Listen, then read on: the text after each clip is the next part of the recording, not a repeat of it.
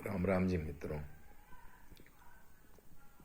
अब हम भगवद गीता अध्याय 9 के श्लोक 30, 31, 32 और 33 में प्रवेश करेंगे। भगवान श्री कृष्ण कह रहे हैं, अपि चेत सुदुराचारः भजते माम अनन्य भाग साधु एव सह मंतव्यः सम्यक व्यवस्थितः ईसः ही सह। तथा और भी मेरी भक्ति का प्रभाव सुन। अध्याय 9 की समाप्ति की ओर अग्रसर होते हुए भगवान श्री कृष्ण कह रहे हैं,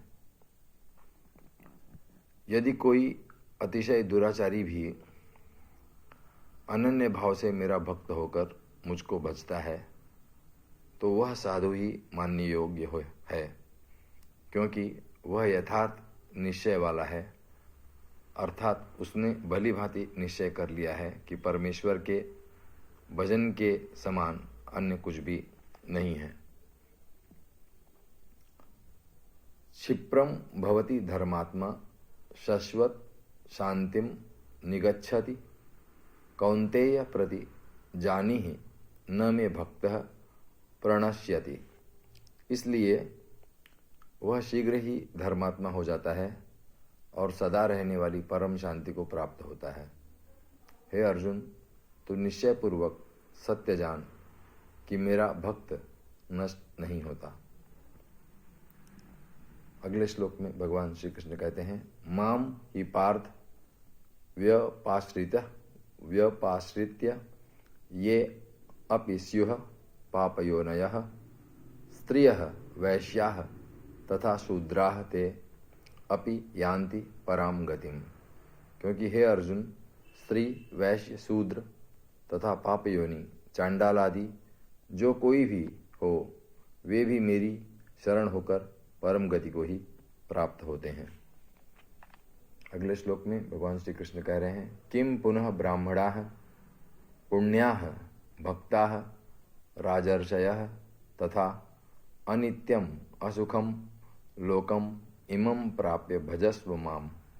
फिर इसमें तो कहना ही क्या है, जो पुण्यशील ब्राह्मण तथा राजर्षि भक्तजन मेरी शरण होकर परम गति को प्राप्त होते हैं, इसलिए तू सुख रहित और क्षणभंगुर इस मनुष्य शरीर को प्राप्त होकर निरंतर मेरा ही भजन कर। श्लोक 34 में भगवान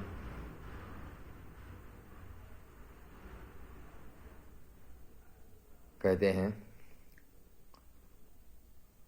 मन्मनाः भव मद्भक्तः मद्याजी माम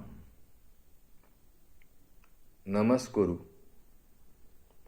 माम एव एष्यसि युक्त्वा एवं आत्मानं मत्परायणः। मुझमें मन वाला हो, मेरा भक्त बन, मेरा पूजन करने वाला, तो मुझको प्रणाम कर।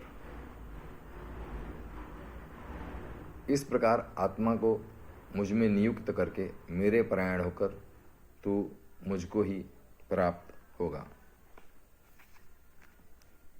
भगवान श्री कृष्ण